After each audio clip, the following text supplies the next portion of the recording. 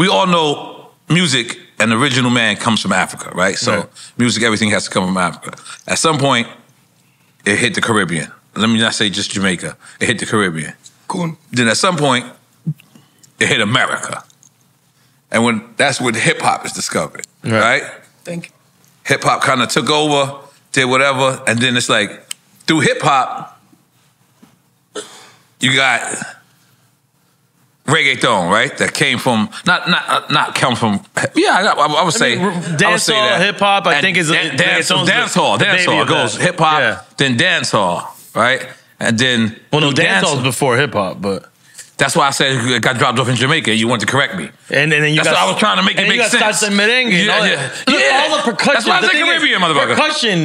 Yeah. That's where it all ties in. It's percussion. Right. So what I'm trying to make is a correlation from hip hop became the biggest genre in the world. Then through hip hop, reggaeton, and then from reggaeton, it's like I felt like I got a friend named ETN. Okay. Right.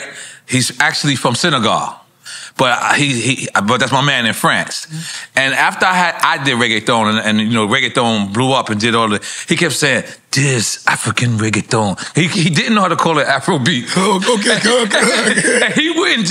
He knew I wouldn't understand if he would call it. So he would call it to me. He would say to me, "This African reggaeton," and he would play me the music, and I would be like, "This shit is ill." But I was like, I don't know how. Like, and 10 years later, so right now, he hit me just out the blue. I told him I was going to Paris. I said, yo, I'm going to Paris.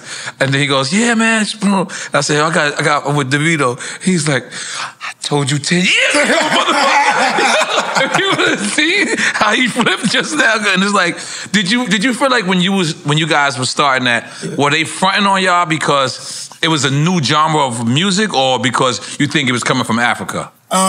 And especially for me, because I was like one of the first to get like a major deal. Right. You know what I'm saying? And I'm coming from just recording in the studio, telling my engineer, yo, send me that. Right. I'm calling my boy like, yo, make a flyer. Right. I'm posting it on Twitter, on Instagram. It's blowing up the next day. Because one of your homies had a studio in the college, right? Yeah. So that's how I'm used to doing music. Yeah, it was a Christian school. Christian school. Yeah. So and the homie had the dude that stayed on. Every time I used to hear music, I'd be hearing like, you understand? And I was like, who is that hostess? Right. You understand? So one day I'm like, yo, fuck that, I'm about to go check. So I knocked the door and I opened. His name is J-Mo. You know, he wrote me the other day, like, yo, you said my name in the interview. Yo, that's dope. So his name is J-Mo. So he opens the door and I see like a little studio setup. Right. And then in school, like, I'm getting like pocket money and stuff like this. I ain't even got nothing to do with it. And they're like, how much you got for the studio? I said, this whole setup, how much is it? Teach me how to record. So he actually taught me how to use Pro Tools, Logic. I was learning from YouTube as well. Right. So I went to Guitar Center. I'll never forget. In Huntsville. You had 2,000 and they told you only need 500. I had 10 racks. You had 10 racks? God damn it. I apologize. No, I'm joking. I had 1,500. I had 1,500 for the studio.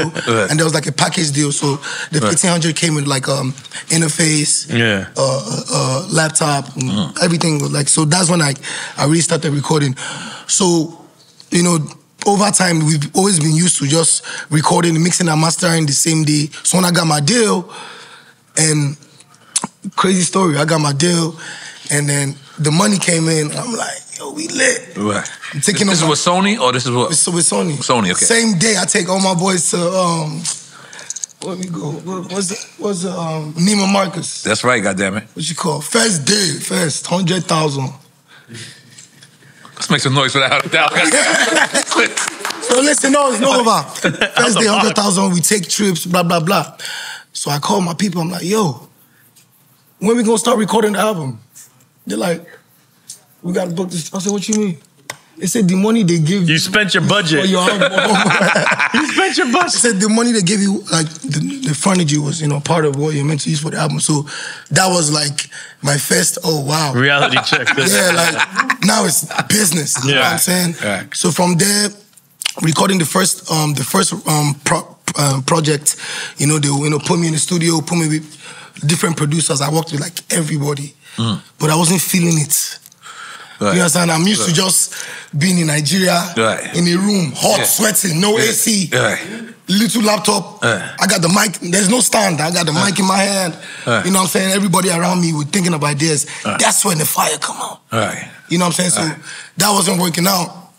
And then I remember telling, you know, my management team, like, bro, like, y'all didn't tell me this was, you know, because I'm comfortable. I'm in Nigeria. I'm what? I'm 24, 23. I'm already making like 200,000 a show. You know what I'm saying?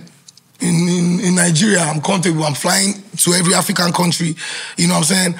Now, 200,000 in Nigeria is the same thing as 200,000. Oh, dollars? Yeah. Oh. And you left that to go to school? Is this after? You left that? No. I've been finished school. Okay, so this, okay. That's another story we're going to get into. Yeah, we're going to get into that. I got all the notes. So, you know what I'm saying? Coming from making so much money to, you know, actually signing with a major, and then, you know, everything has to be planned. You got to turn in your single weeks before. You know what I'm saying? So that was like the change for me. So I remember telling them, like, look, the producers you guys put me in with, they cool, but I need to go home. Go home? Because I was in America for like almost 7 months. You got with the original producers? Yeah, so I was like, to be honest, like, I actually woke up one day and I just got mad. I was like, look, I need to go home. So I just got on the plane, went back home, my brother. In 2 weeks from when I got back home, if I tell you, say I love you. 2 weeks. Go, keep going, goddamn. Come on.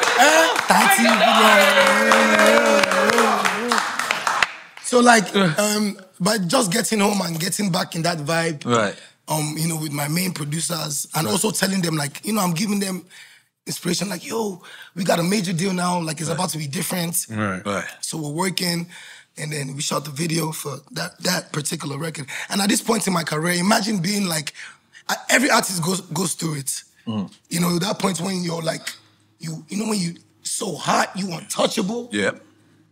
And then down the line, you start looking like, yo, it's kind of getting quiet. It's fading.